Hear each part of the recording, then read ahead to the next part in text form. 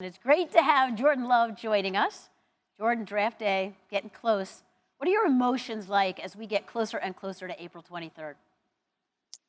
Oh, just excitement, all excitement over here. I mean, it's really just a once in a lifetime opportunity to be in this position. So, just a blessing, and I'm just smiling through it. In this draft process, we've heard a lot about your natural ability and potential, but also areas, and you've talked about it, that you know you need to work on.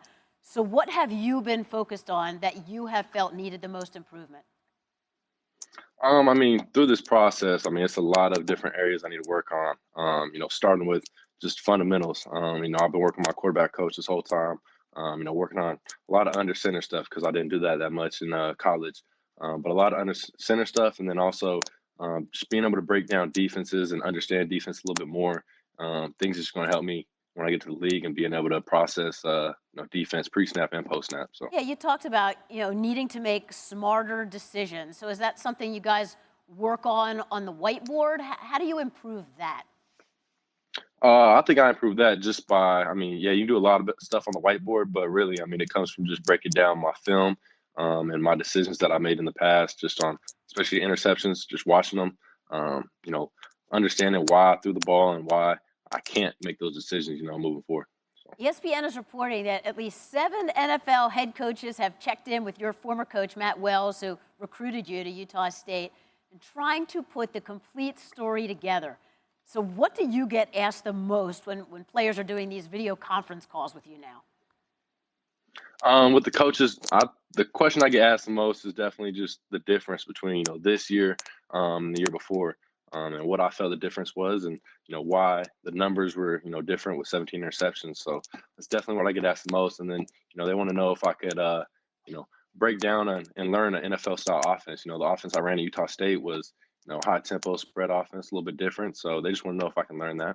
So I'm wondering if you could give us an example of what one of those meetings was like. I mean, would they, for example, give you some plays and then teams get to call you a few times and then check back with you and just see how you've processed things? Yeah, so I mean, right there on the spot, they'll give you, whether it's 2 or 3 plays. They want pass plays. They want you to be able to, they're going to teach you the whole concept. They want you to, teach it back to them at the end of the interview. And whether it's a run concept, they want you to be able to, ID the defense, ID the mic, and decide where you're going to be running the ball to. And they just want to be able to see if you can learn that quickly and understand it and be able to, spit it back to them. You feel pretty good about how you've accomplished that, the team so far? Oh yeah. I feel pretty confident in that. It's a little bit different, but it's what we got to do right now with the quarantine going on. So. Now, occasionally the name Patrick Mahomes gets brought up in regard to your natural ability. What goes through your mind when you hear that? For me, that's it's a blessing to be in the same, I mean, category as Patrick Mahomes. I mean, he's a ridiculously good player, and it's just cool to hear my name, in that category. As, MVP of the Super Bowl and all that, so it's pretty cool. Jordan, right now, perhaps more than ever, we are all so appreciative of the people who protect us. Both your parents were in law enforcement. You lost your dad when you were 14. What did he mean to your football career?